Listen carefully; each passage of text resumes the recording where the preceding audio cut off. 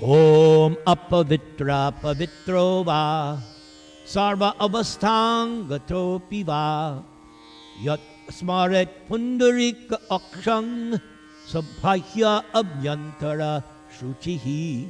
Shri Vishnu, Shri Vishnu, Shri Vishnu.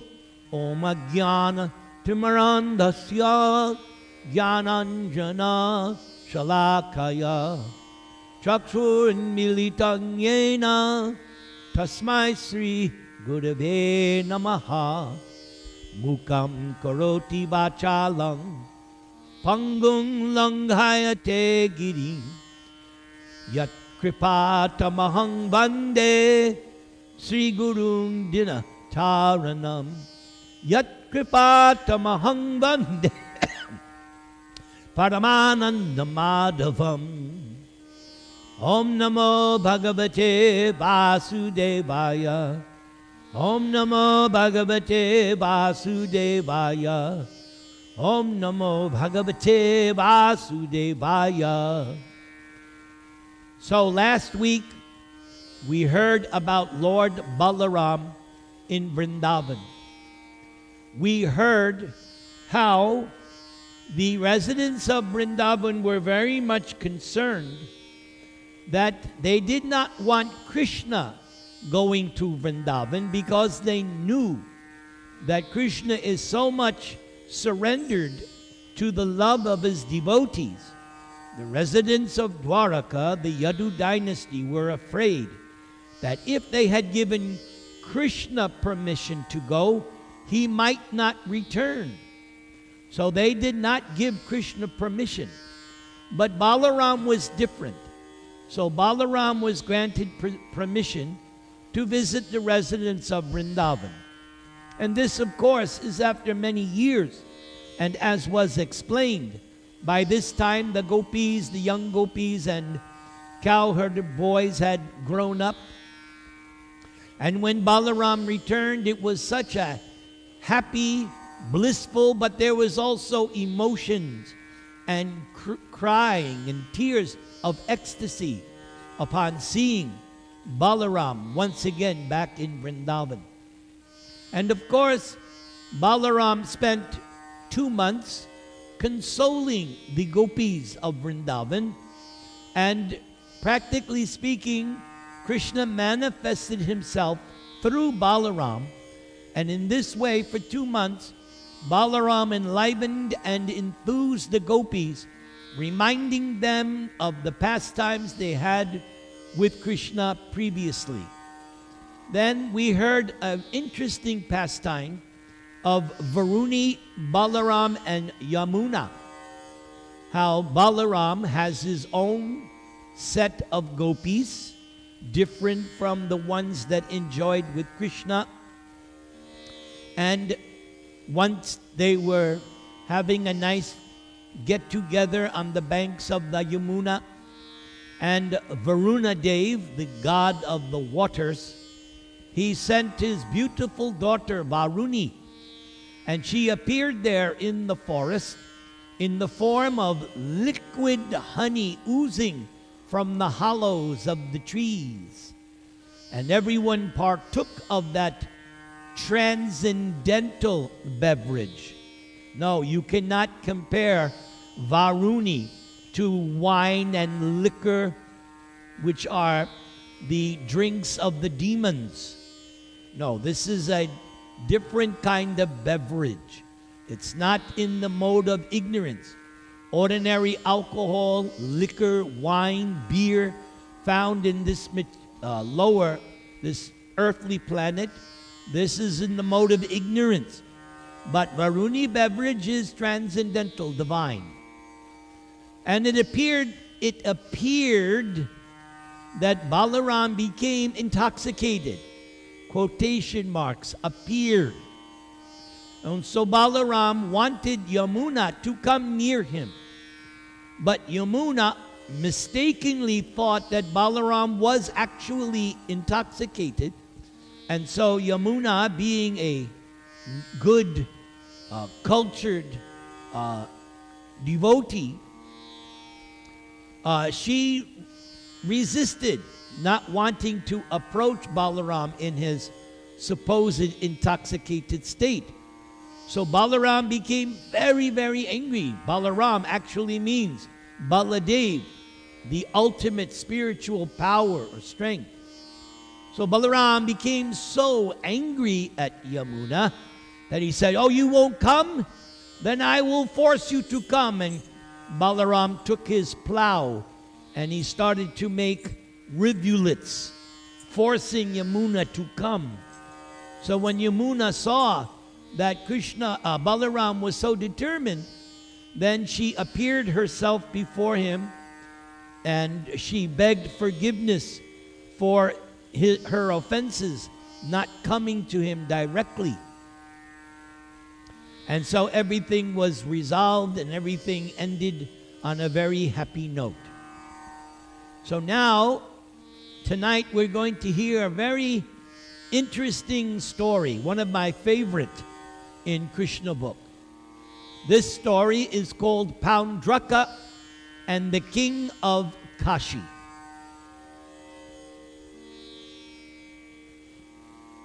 The story of King Poundraka is very interesting because it proves that there have always been many rascals and fools who have considered themselves to be God. Even in the presence of the Supreme Personality of Godhead, Krishna, there was such a foolish person. His name was Poundraka, and he wanted to declare himself God. While Lord Balaram was absent in Vrindavan, this King Poundraka, king of the Kurusha province, being foolish and puffed up, sent a messenger to Lord Krishna. Since Lord Balaram had gone to Nandavraja, Poundraka foolishly thought that Lord Krishna would be alone and therefore it would be easy to challenge him. Thus, Poundraka dared to send his crazy message to Krishna. Lord Krishna is accepted as the Supreme Personality of Godhead, but King Poundraka directly challenged Krishna through this messenger. This messenger stated that actually Poundraka and not Krishna was Vasudeva, because the word Vasudeva has several meanings. One definition of Vasudeva is one who is all pervasive and at the same time localized. So this is one definition of the potency of God, which is mentioned in the 13th chapter of Bhagavad Gita. If you recall our Bhagavad Gita classes, in the 13th chapter it said that the individual soul is the knower or proprietor of the field known as the body. But in the very next verse, Krishna says, "But I am the knower of all the bodies. I am the knower of all the fields." You, any one of us, we only know our own field of activities, the body. But Krishna says, as I am seated in everyone's heart as super soul, Param Atma, I know what's going on in everybody. That's one definition of the word Vasudeva. So Poundraka, through this messenger, stated that he was Vasudeva. Prabhupada now comments. In the present day, there are many foolish followers of such rascals. Similarly, in Poundraka's day, many foolish men accepted Poundraka as the Supreme Personality of Godhead. Because Poundraka could not estimate his own position properly, Poundraka falsely thought himself to be Lord Vasudeva. Thus, the messenger declared to Krishna that King Poundraka, the Supreme Personality of Godhead, had descended on the earth out of his causeless mercy, just to deliver all distressed persons. Paundraka foolishly accepted the flattery of ignorant persons. Being surrounded by many other foolish persons, this rascal Paundraka had actually concluded that he was Vasudeva, the Supreme Personality of Godhead. Certainly, this kind of conclusion is childish. For example, sometimes when children are playing, they sometimes create a king amongst themselves, and the child selected thinks that he is the king. Similarly, many foolish persons, due to ignorance, select another fool as God, and then the rascals consider himself God, as if God could be created by childish play or by the votes of men.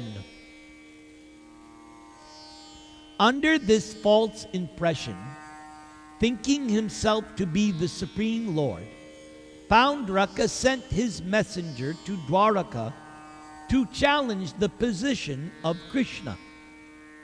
The messenger reached the royal assembly of Krishna in Dwaraka and conveyed the message given by his master Paundraka. The message contained the following statements: I am the only Supreme Personality of Godhead, Vasudeva. No one can compete with me. Yes, I have descended as King Paundraka, taking compassion on the distressed conditioned souls out of my unlimited causeless mercy. You, Krishna, have falsely taken the position of Vasudeva without authority. But you should not propagate this false idea. You must give up your position. O descendant of the Yadu dynasty, please give up all the symbols of Vasudeva which you have falsely assumed. And after giving up this position, come and surrender unto me. But if out of your gross impudence you do not care for my words, then I challenge you to fight. I am inviting you to a battle in which the decision will be settled. When all the members of the royal assembly, including King Ugrasena, heard this message sent from Paundraka, they laughed very loudly for a considerable time. After enjoying the loud laughter of all the members of the assembly, Krishna replied to the messenger as follows: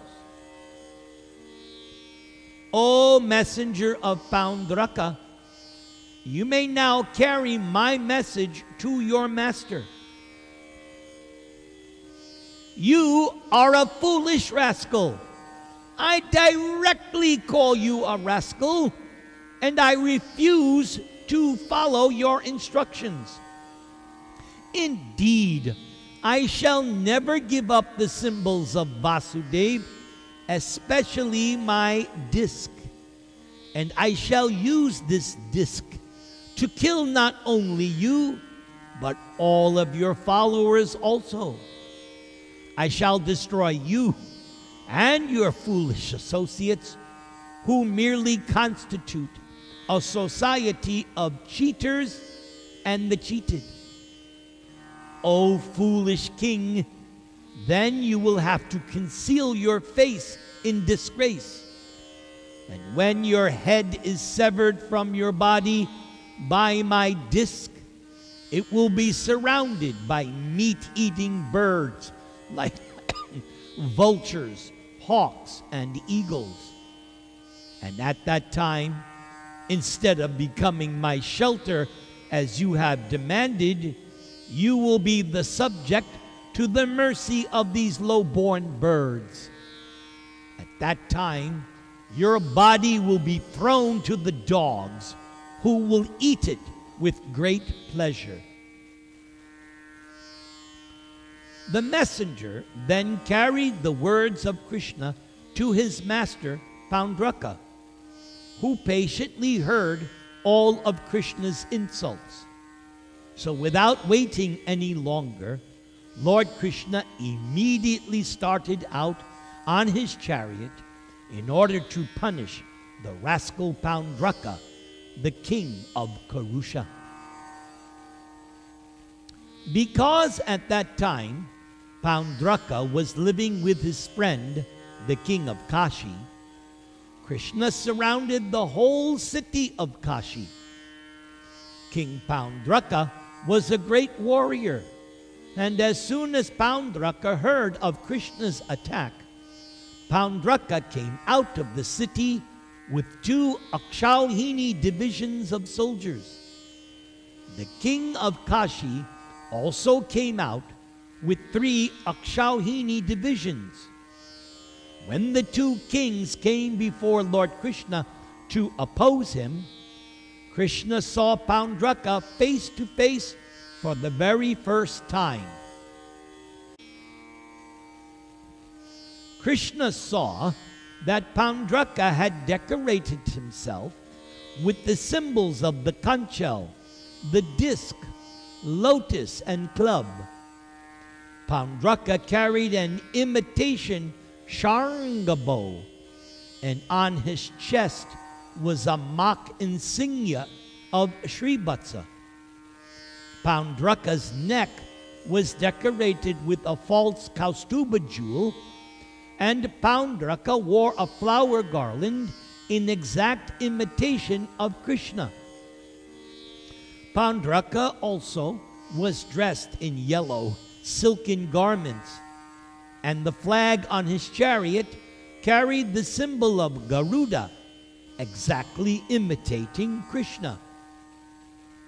Paundraka also had a very valuable helmet on his head, and he had earrings like a swordfish, which glittered brilliantly, for it was a benediction from Lord Shiva which enabled Paundraka to imitate Krishna's dress and appearance exactly.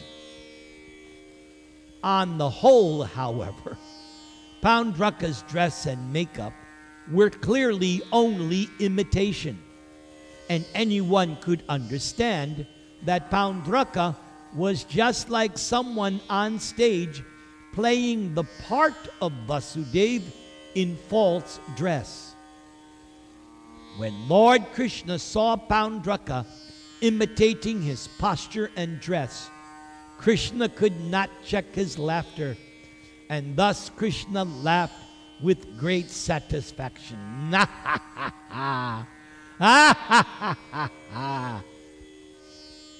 The soldiers on the side of King Paundraka began to shower their weapons upon Krishna. The weapons, including various kinds of tridents, clubs, poles, lances, swords, daggers, and arrows, came flying in waves, and Krishna counteracted them. Krishna smashed not only the weapons, but also the soldiers and assistants of Paundraka, just as during the dissolution of this universe, the fire of devastation burns everything to ashes. The elephants, chariots, horses, and infantry belonging to the opposite party were scattered by the weapons of Krishna. Indeed, the whole battlefield became scattered with smashed chariots and the bodies of men and animals. There were fallen horses, elephants, men, asses, and camels. And although the devastated battlefield appeared like the dancing place of Lord Shiva at the time of the dissolution of the cosmos, the warriors on the side of Krishna were very much encouraged by seeing this, And so they fought with greater strength. At this time, Lord Krishna spoke to Paundraka. Paundraka, you requested me to give up the symbols of Lord Vishnu, specifically my chakra. Now I will give it up to you. But be careful, for you falsely declare yourself Vasudev, imitating me. Therefore, no one is a greater fool than you. From this statement of Krishna, it is clear that any rascal who advertises him or herself as God is the greatest fool in human society. Krishna then continued, now, Paundraka, I shall force you to give up this false representation. You wanted me to surrender to you? Now here is your opportunity. Now we shall fight. And if I am defeated and you are victorious, I shall certainly surrender unto you. In this way, after chastising Paundraka very severely, Krishna smashed Paundraka's chariot to pieces by shooting an arrow. And with the help of his chakra, Krishna separated Paundraka's head from his body, just as Indradev shaves off the peaks of mountains by striking them with his thunderbolt. Similarly, Krishna also killed the king of Kashi with his arrows. Lord Krishna specifically arranged to throw the head of the king of Kashi into the city of Kashi itself, so that the king's relatives and family members could see it. Krishna did this just as a hurricane carries a lotus petal here and there. Lord Krishna killed Paundraka and his friend Kashiraj on the battlefield. And then Krishna returned to his capital city, Dwaraka. When Lord Krishna returned to the city of Dwaraka, all the Siddhas from the heavenly planets were singing the glories of Krishna. As far as Paundraka was concerned, somehow or other, Paundraka always thought of Lord Vasudeva by falsely dressing himself in that way. And therefore, Paundraka achieved Sarupya, one of the 5 kinds of moksha or liberation. And so, after his death, Paundraka was promoted to the Vaikuntha planets, where the devotees have the same bodily features as Vishnu, with 4 hands holding the 4 symbols. Factually, Paundraka's meditation was concentrated on the Vishnu form. But because Paundraka thought himself to be Lord Vishnu, that is offensive.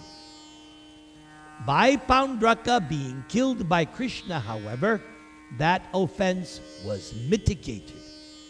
Thus Paundraka was given Sarupya liberation, and Paundraka attained the same form as the Lord in Vaikuntha. Now, as for the king of Kashi, when he went off to battle, he had promised his citizens, "My dear residents of Kashi, today I will bring the enemy Krishna. I will bring his head into the midst of the city. Have no doubt about this." The king's sinful queens had also boasted to their maids in waiting, "Yes, today our master will certainly bring the head of the Lord of Dwaraka, Vasudeva." That is why the Supreme Lord threw the king's head into the city in order to astonish the inhabitants. So when the head of the king of Kashi was thrown through the city gate, people gathered and were astonished to see that wonderful thing. When they found out that there were earrings on it, they could understand that it was someone's head. They then conjectured as to whose head it might be. Some thought it was Krishna's head, because Krishna was the enemy of Kashi Raj. And they calculated that the king of Kashi might have thrown Krishna's head into the city so that people might take pleasure in the enemies having been killed. But they finally detected that the head was not that of Krishna, but that of Kashi Raj himself. When this was actually ascertained, the queens of the king of Kashi immediately approached and began to lament the death of their husband. "Oh, dear Lord, upon your death, now we have become just like dead bodies. Hare Krishna, Krishna Krishna, Hare Hare, Hare Rama, Rama Rama, Hare Hare."